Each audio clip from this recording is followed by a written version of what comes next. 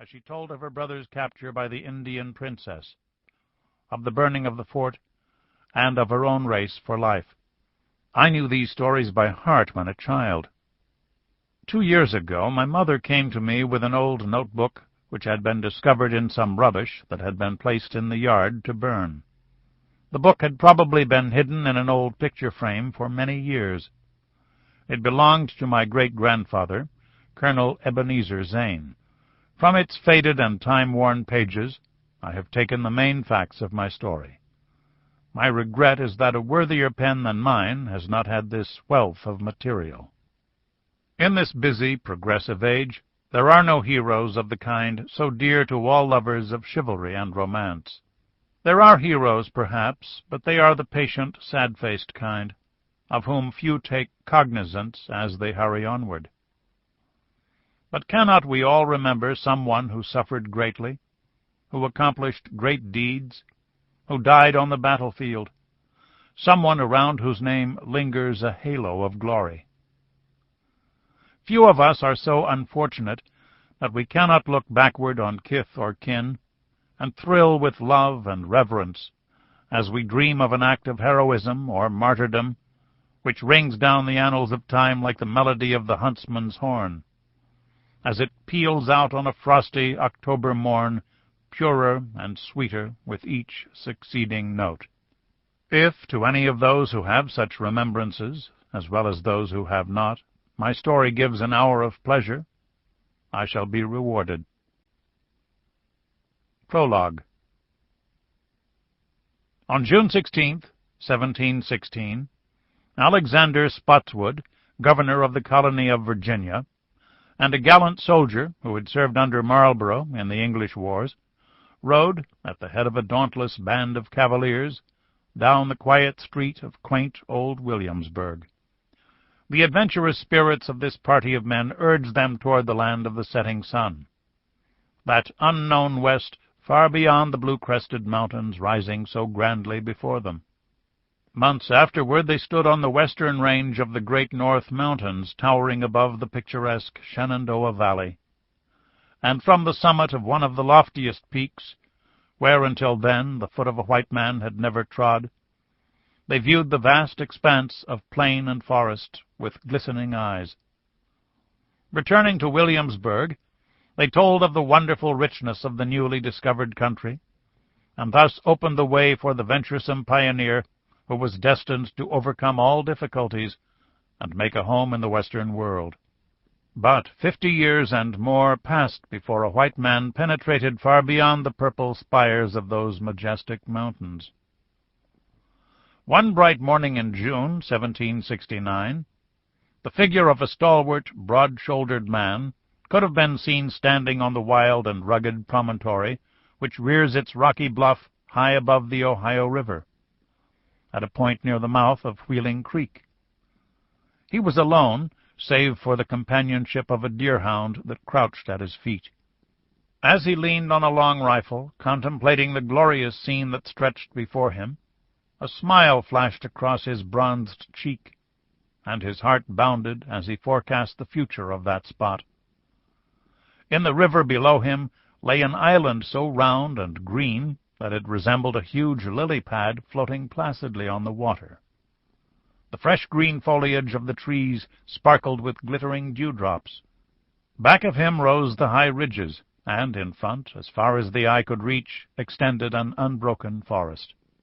Beneath him, to the left, and across a deep ravine, he saw a wide level clearing. The few scattered and blackened tree stumps showed the ravages made by a forest fire in the years gone by.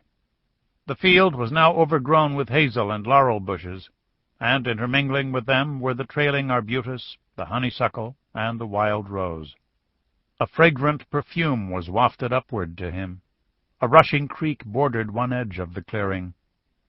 After a long, quiet reach of water, which could be seen winding back in the hills, the stream tumbled madly over a rocky ledge, and, white with foam, it hurried onward as if impatient of long restraint, and lost its individuality in the broad Ohio.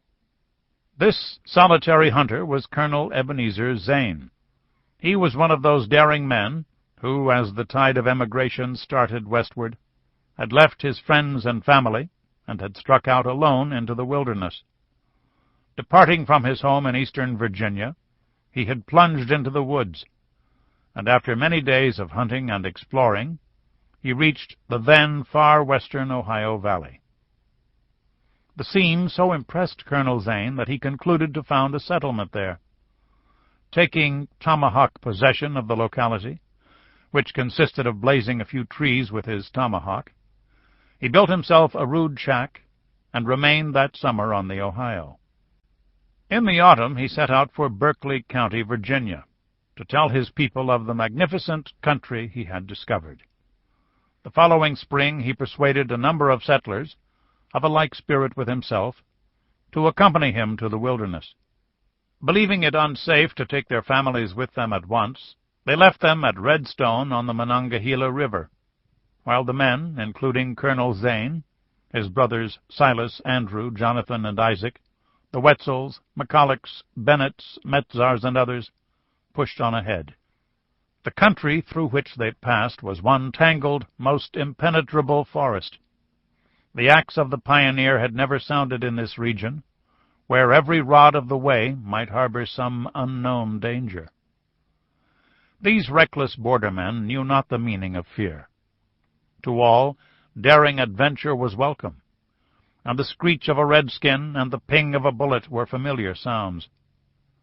To the Wetzels, McCullochs, and Jonathan Zane, the hunting of Indians was the most thrilling passion of their lives.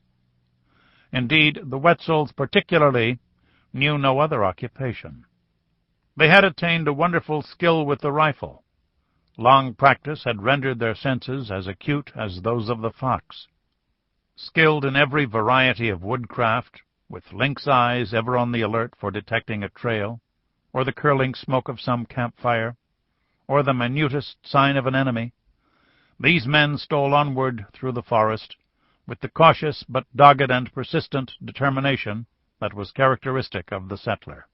They at length climbed the commanding bluff overlooking the majestic river, and as they gazed out on the undulating and uninterrupted area of green, their hearts beat high with hope. The keen axe, wielded by strong arms, soon opened the clearing and reared stout log cabins on the river bluff. Then Ebenezer Zane and his followers moved their families, and soon the settlement began to grow and flourish. As the little village commenced to prosper, the red men became troublesome. Settlers were shot while plowing the fields or gathering the harvests. Bands of hostile Indians prowled around and made it dangerous for anyone to leave the clearing. Frequently the first person to appear in the early morning would be shot at by an Indian concealed in the woods. General George Rogers Clarke, commandant of the Western Military Department, arrived at the village in 1774. As an attack from the savages was apprehended during the year, the settlers determined to erect a fort as a defense for the infant settlement. It was planned by General Clarke and built by the people themselves. At first they called it Fort Fincastle, in honor of Lord Dunmore, who at the time of its erection was governor of the colony of Virginia. In 1776 its name was changed to Fort Henry, in honor of Patrick Henry. For many years it remained the most famous fort on the frontier, having withstood numberless Indian attacks and two memorable sieges, one in 1777, which year is called the Year of the Bloody Sevens, and again in 1782. In this last siege the British Rangers under Hamilton took part with the Indians, making the attack practically